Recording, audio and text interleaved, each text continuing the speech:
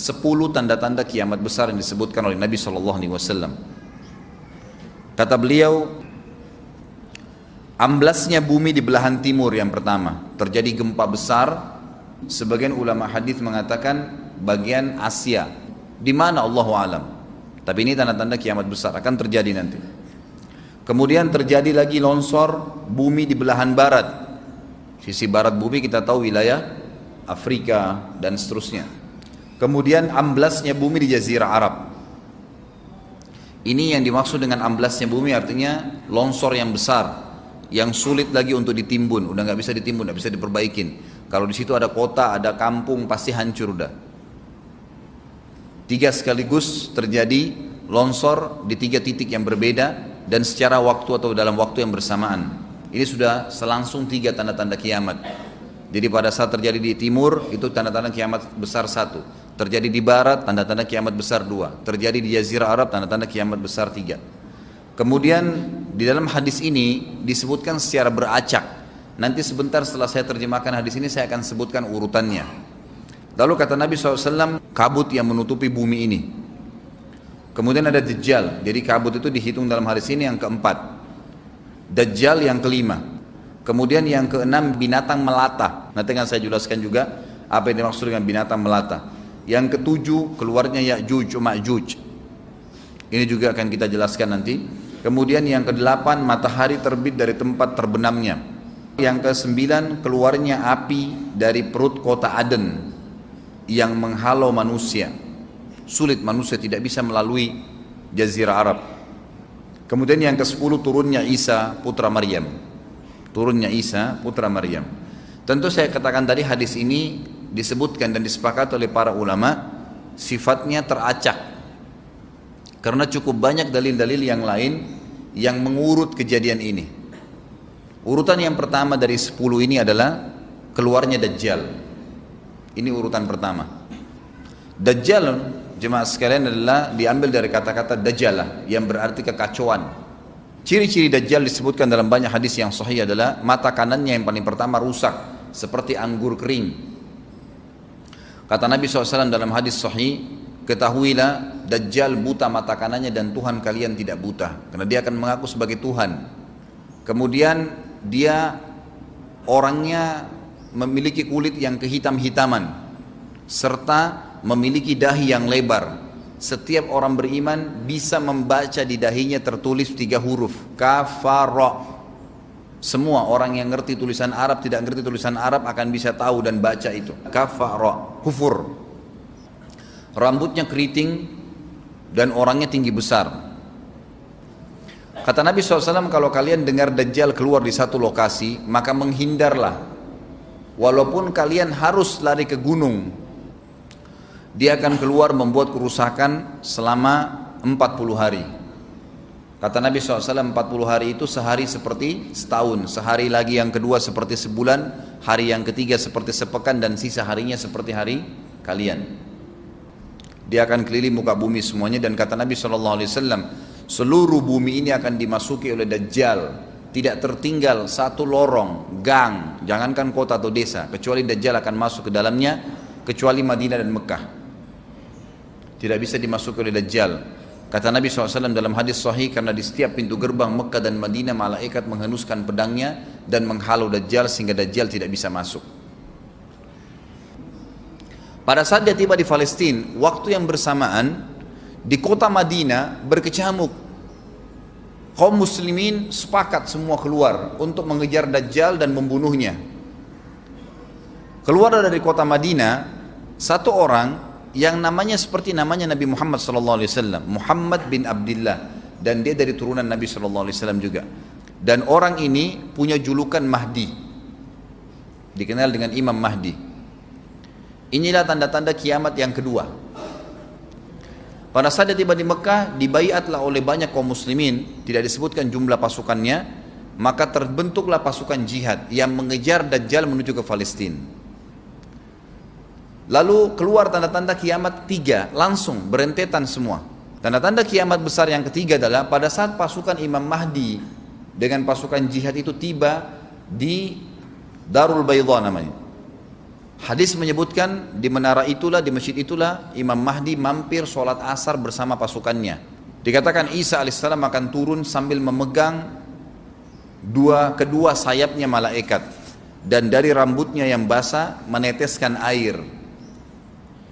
Maka dia pun turun, lalu kemudian dia masuk, dan orang-orang pada saat itu mengenalnya kalau dia adalah Isa, dan mereka sudah tahu ini masanya keluarnya Dajjal, ini Mahdi sudah ada, mereka tahu akan turun Isa, sudah ada informasi seperti saya sampaikan ke Bapak Ibu sekarang, itu mungkin muslimin di zaman itu sudah tahu semua.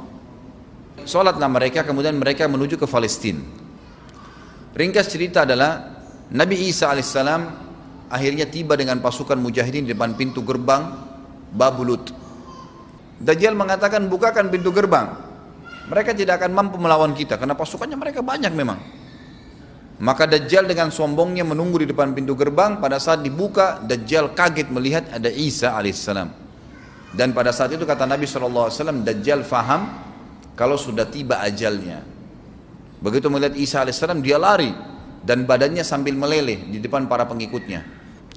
Pada saat Dajjal mati, pengikutnya pada ketakutan semua. Mereka anggap Dajjal Tuhan, mereka anggap Dajjal orang yang perkasa lah, orang yang kebal lah, beragam macam kelebihan. Mereka kaget pada saat mati. Maka bertebaranlah mereka dan akhirnya mereka sembunyi di bawah pohon dan di atas batu. Kemudian batu dan pohon akan memberikan penjelasan, hai muslim ini Yahudi, bunuhlah.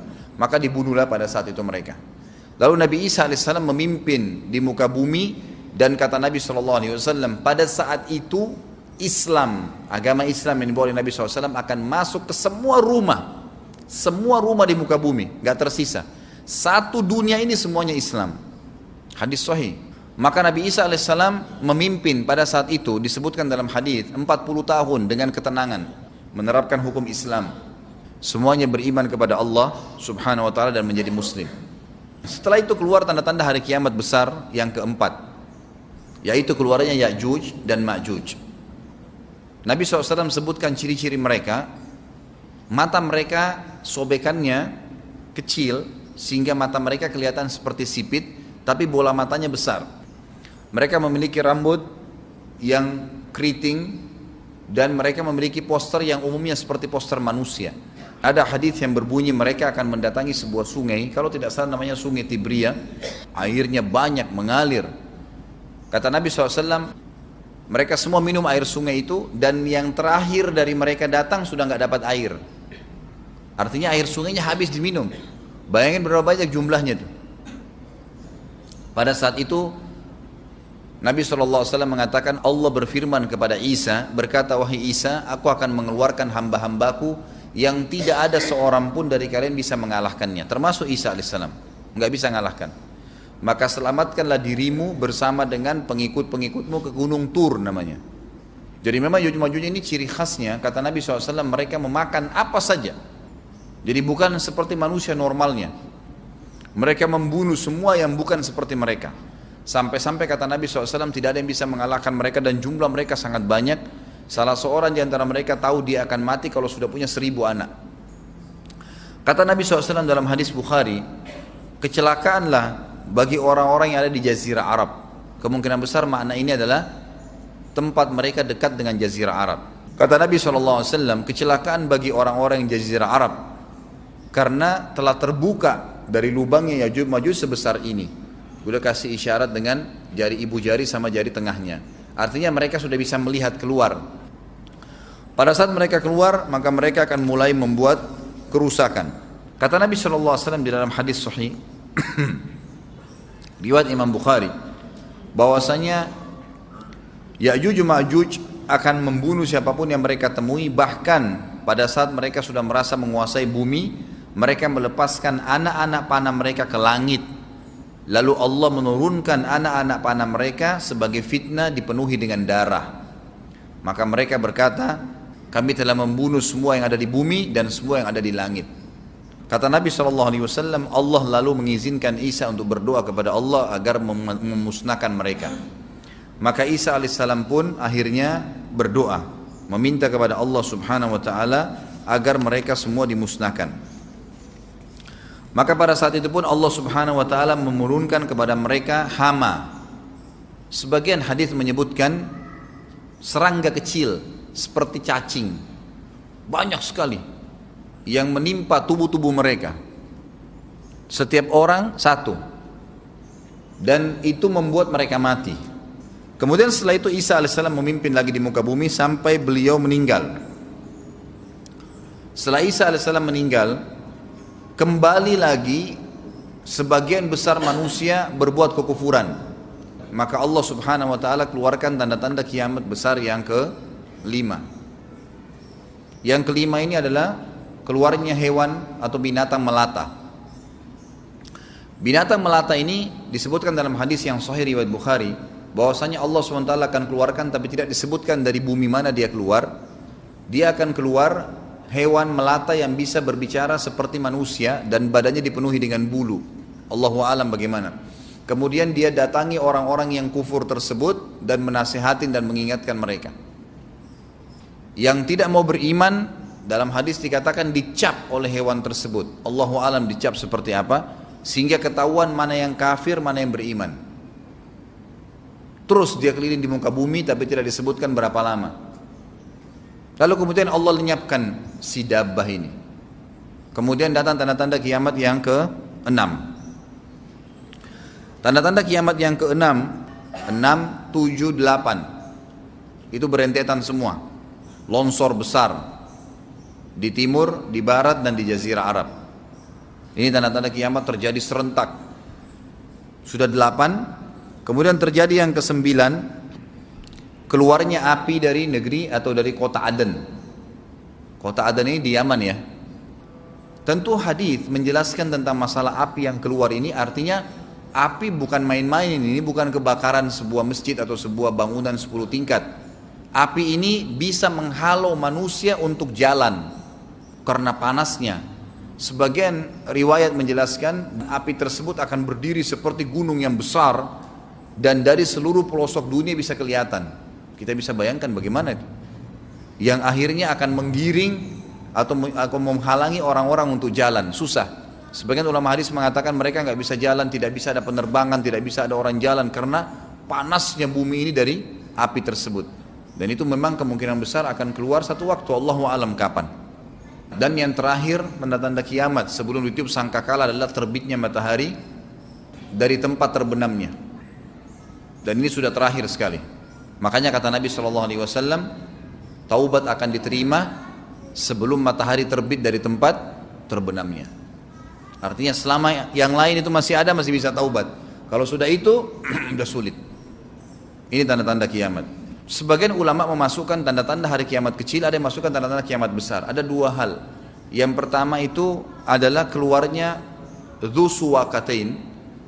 Ada orang dari negeri Habasyah dikenal dengan Dzu Suwaka. Dzu Suwaka ini sak artinya betis.